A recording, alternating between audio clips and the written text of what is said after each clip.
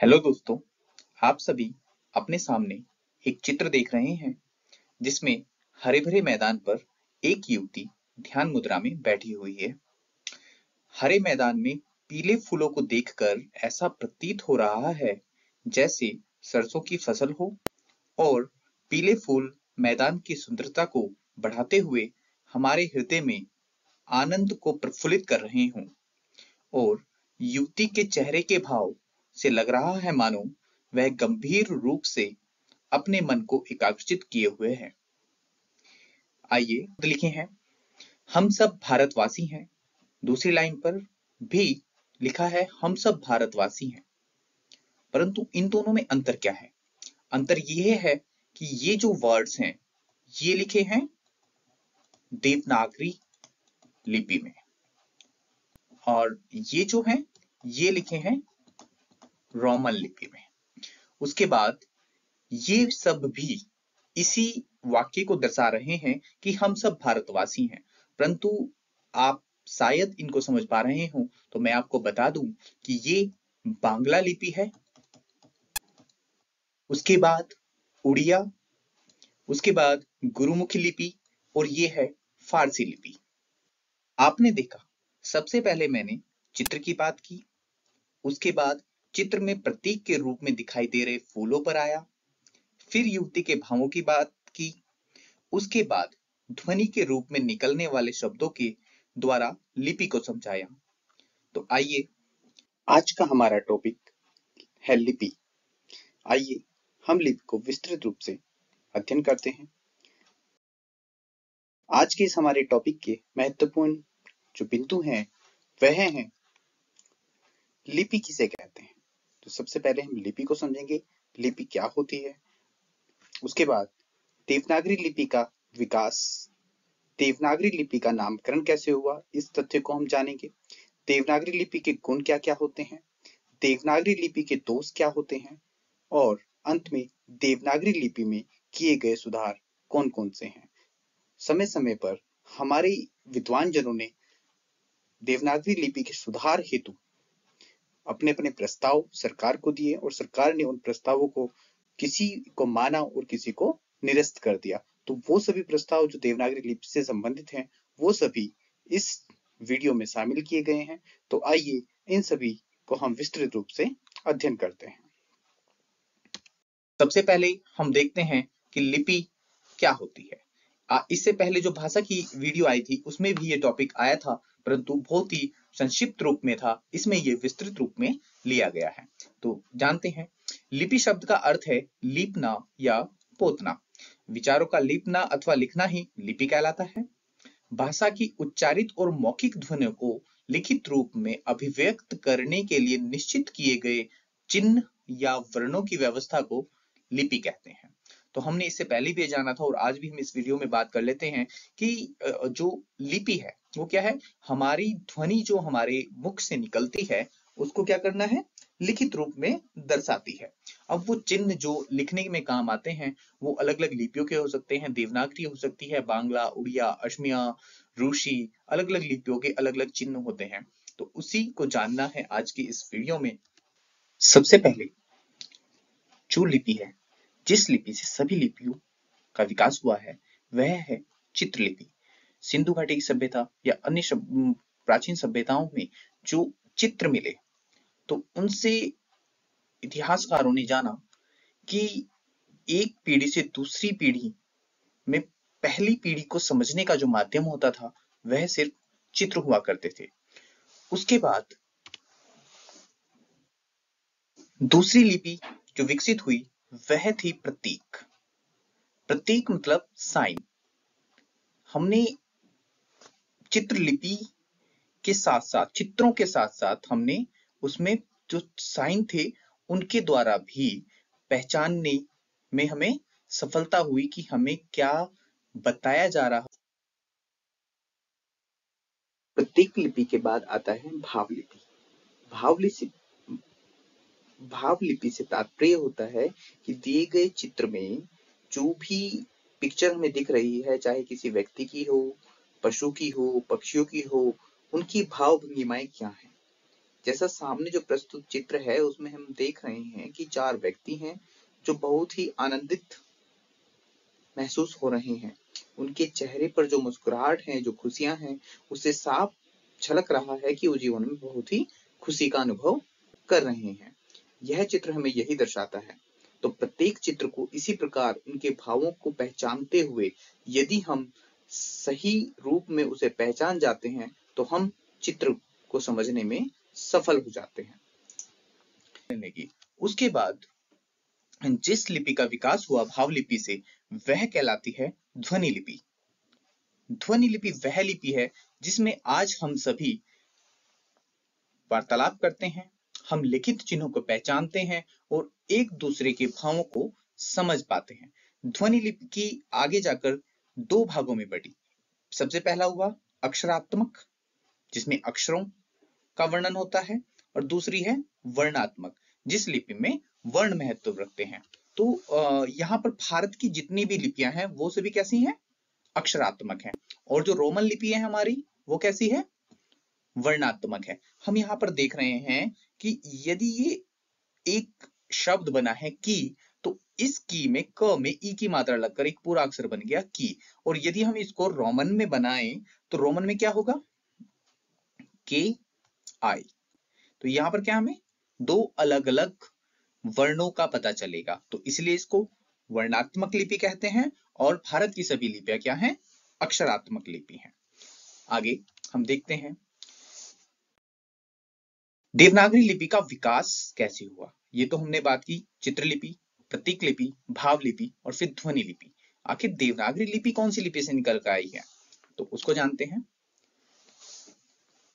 भारत में प्राचीन समय में 3 लिपियां प्रचलित थी। सबसे पहले सिंधु घाटी लिपि, जिसका पता हमें किससे चलता है? हड़प्पा व मोहनजोदड़ो के जो चिन्ह मिले वहां से हमें सिंधु घाटी लिपि का पता चलता है। दूसरी ख्रोष्ठी लिपि, जो अशोक के अभिलेखों में पाई गई, वह थी ख्रोष्ठी लिपि। और तीसरी ब्राह्मी लिपि, बस्ती जिले से प्राप्त पिपराला स्तूप से हमें ब्राह्मी लिपि का पता चलता है। तो ये तीनों लिपियां वो हैं, इन तीनों पे प्रतियोगी परीक्षाओं में क्वेश्चन भी पूछा जाता है कि कौन सी लिपि भारत की प्राचीन लिपियां हैं। तो ये 3 लिपियां हैं जो प्राचीन हैं। इसके बाद जो ब्राह्मी लिपि है उन्हीं से अन्य लिपियां निकली हैं। तो ब्राह्मी लिपि 2 भागों में बटी, उत्तर ब्राह्मी लिपि और दक्षिण ब्राह्मी लिपि।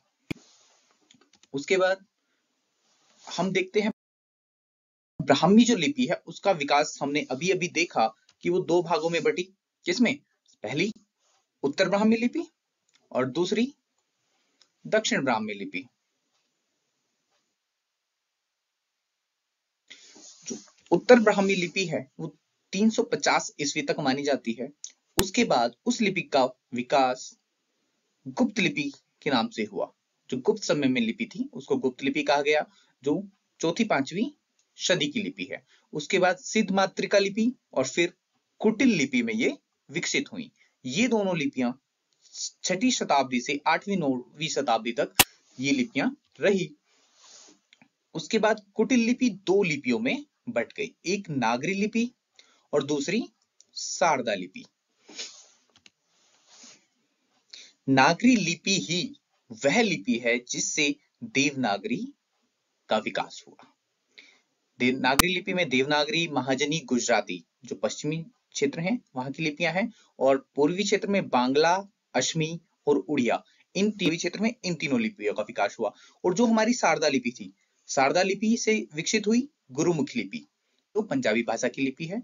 कश्मीरी, लहदा और टाकरी, ये सब शारदा लिपि से विकास हुआ। और उधर जो हमारी दक्षिण ब्राह्मी लिपि थी, इन सब इस लिपि से जो हमारे दक्षिण भारत के जितने भी प्रदेश हैं उनमें जो लिपियां हैं उनका विकास दक्षिण ब्राह्मी लिपि से हुआ, जिसमें तेलुगु, कन्नड़ लिपि, तमिल लिपि जिसको कलिंग लिपि भी कहा जाता है, ग्रंथ लिपि तमिलनाडु की है, मलयालम लिपि जिसको जो ग्रंथ लिपि से विकसित हुई है। तो यहाँ पर आप देख रहे हैं कि भारत की जितनी भी लिपियां हैं उन सभी का विकास ब्राह्मी लिपि से माना जाता है।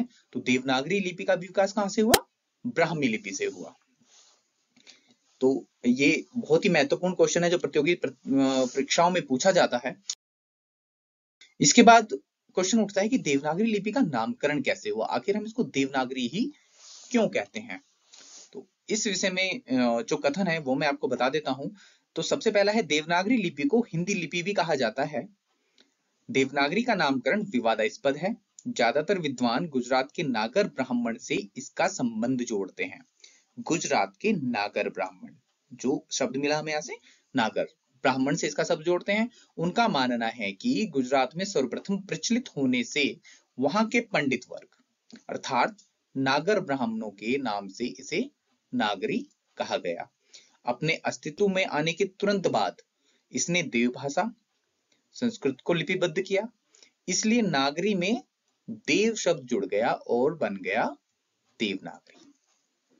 तो आप लोगों को शायद आप समझ पाए होंगे कि ये कहां से चला, गुजरात के नागर ब्राह्मणों से, और उसके बाद देव भाषा संस्कृत इसमें लिपिबद्ध हुई, तो उस देव और वो नागर बना नागरी, इसलिए इस लिपि को नाम दिया गया देवनागरी। यहाँ पर एक कथन और प्रचलित है, वह देवनागरी का काशी में प्रचलन के कारण इसका नाम देवनागरी पड़ा। इसमें यह विवादास्पद है कि मुख्यतः है क्या, इस पे ज्यादा तथ्य पे न जाते हुए हम आगे देखते हैं कि देवनागरी के गुण क्या क्या हैं, कि देवनागरी लिपि को इतनी महत्वपूर्ण और वैज्ञानिक लिपि कहा क्यों जाता है, ऐसे इसमें कौन से गुण हैं। तो इसका जो सबसे पहला गुण है वो यह है कि एक ध्वनि के लिए एक ही वर्ण संकेत है। हम जानते हैं कि हमारी देवनागरी लिपि में कितने वर्ण हैं, 52। एक वर्ण संकेत से अनिवार्यतः एक ही ध्वनि व्यक्त की जाती है। जो ध्वनि का नाम वही वर्ण का नाम, मूक वर्ण नहीं, मतलब कोई साइलेंट लेटर नहीं होता है। जैसे हम नॉलेज अंग्रेजी शब्द है जो रोमन लिपि में लिखा जाता है, परंतु नॉलेज का जो के है वो साइलेंट होता है। इस प्रकार इस लिपि में कोई वर्ण साइलेंट नहीं होता, जो बोला जाता है वही लिखा जाता है। एक वर्ण में दूसरे वर्ण का कोई भ्रम नहीं होता, प्रत्येक वर्ण का अपना उच्चारण होता है।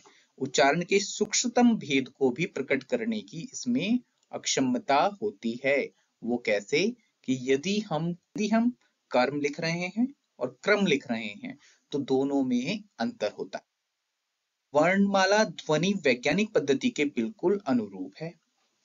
प्रयोग बहुत व्यापक, कैसे, संस्कृत, हिंदी, मराठी, नेपाली, इन सब की एकमात्र भाषा है कौन सी, देवनागरी। भारत की अनेक लिपियों के निकट है, जैसे गुजराती, बांग्ला, उनमें कुछ वर्ण आपको ऐसे मिलेंगे जो देवनागरी में भी हैं। आगे, अब यदि किसी में गुण पाए जाएंगे तो ऐसा नहीं कि उसमें दोष ना हो, तो देवनागरी लिपि में कुछ दोष भी हैं। वह दोष क्या है, वह जानना भी हमें बहुत आवश्यक है। तो इसका जो पहला दोष है वह यह है कि इसमें 403 टाइप होने के कारण टंकण मुद्रण में कठिनाई होती है। मतलब बहुत ज्यादा वर्ण टाइप राइटर में होते हैं, जिससे इसकी टाइपराइटिंग में प्रॉब्लम होती है। दूसरा, सिरोरेखा का प्रयोग अनावश्यक अलंकरण के लिए होता है। जो हम प्रत्येक शब्द में ये रेखा देखते हैं, तो ये रेखा क्या है, इसको सिरोरेखा बोला जाता है, तो अनावश्यक रूप से। दूसरा, अनावश्यक वर्ण री,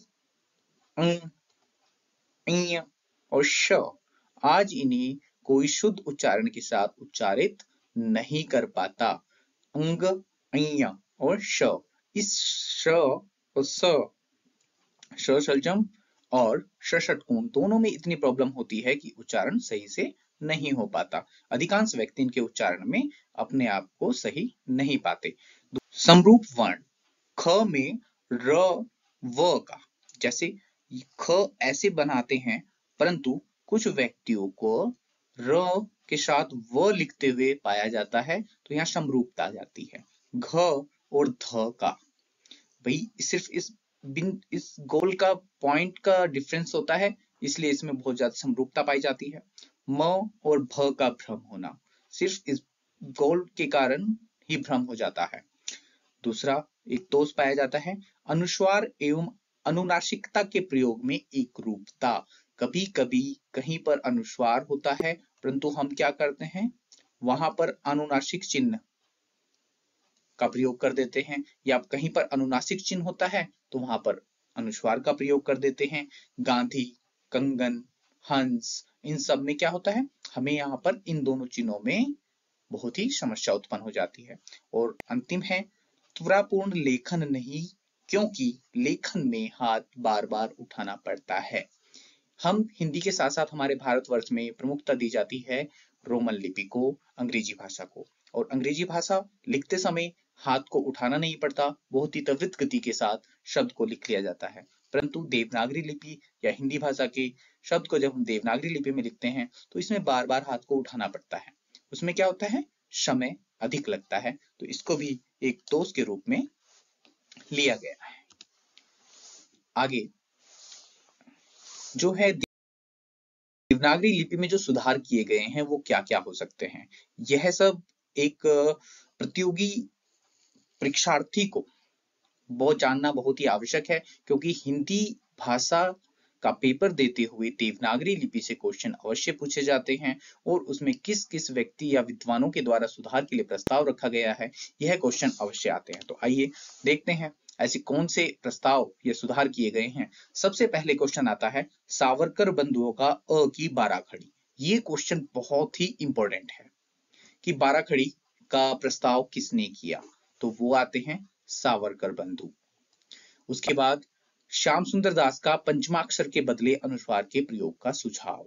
बहुत महत्वपूर्ण क्वेश्चन है कि पंचमाक्षर के बदले अनुस्वार का प्रयोग करने का सुझाव किसने किया, तो ये श्याम सुंदर दास के अनुसार। जैसे हम यदि चंचल लिखते हैं तो चंचल में हम अनुस्वार लिख देते हैं, वरना उसमें अंग आना है। कंगन में अंग आना है, परंतु हम अनुस्वार के द्वारा ही उसको लिखकर क्लियर कर लेते हैं। उसके बाद गोरख प्रसाद का मात्राओं को व्यंजन के बाद दाहिनी तरफ लिखने का सुझाव दिया गया। श्रीनिवास का महाप्राण वर्ण के अल्प प्राण के नीचे इस चिन्ह को लगाने का सुझाव दिया गया। हिंदी साहित्य सम्मेलन इंदौर अधिवेशन और काका कालेलकर के संयोजकत्व में नागरी लिपि सुधार समिति का गठन 1935 में हुआ, उसकी सिफारिश से। काशी नागरी प्राचीन सभा द्वारा अ की 12 खड़ी और श्रीनिवास के सुझाव को अस्वीकार करने का निर्णय 1945 में लिया गया। किसके द्वारा? काशी नागरी प्राचीन सभा के द्वारा। क्या? सबसे पहले जो सावरकर और बंधुओं ने 12 खड़ी के लिए बोला, इसको प्रस्ताव को हटा दिया गया, और दूसरा श्रीनिवास के अल्पप्राण महाप्राण वाले सुझाव को यहाँ निरस्त कर दिया गया 1945 में। उसके बाद उत्तर प्रदेश सरकार द्वारा गठित आचार्य नरेंद्र देव समिति का गठन 1947 में किया गया। बहुत ही महत्वपूर्ण कमेटी है, भाषा से संबंधित पूछी जाती है कि उत्तर प्रदेश सरकार द्वारा किस कमेटी का गठन किया गया, उसका नाम क्या है, तो नरेंद्र देव समिति। शिक्षा मंत्रालय के देवनागरी लिपि संबंधी प्रकाशन, जिसमें मानक देवनागरी वर्णमाला 1966, हिंदी वर्तनी का मानकीकरण 1967, देवनागरी लिपि और हिंदी वर्तनी का मानकीकरण 1983 ईस्वी आदि।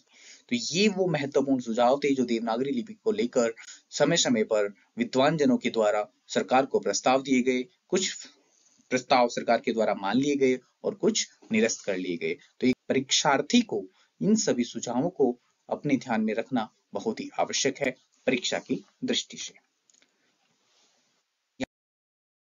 यहाँ पर ये वीडियो पूर्ण होती है। अपेक्षा करता हूं कि आप लोगों ने लिपि को बहुत अच्छे से समझा होगा।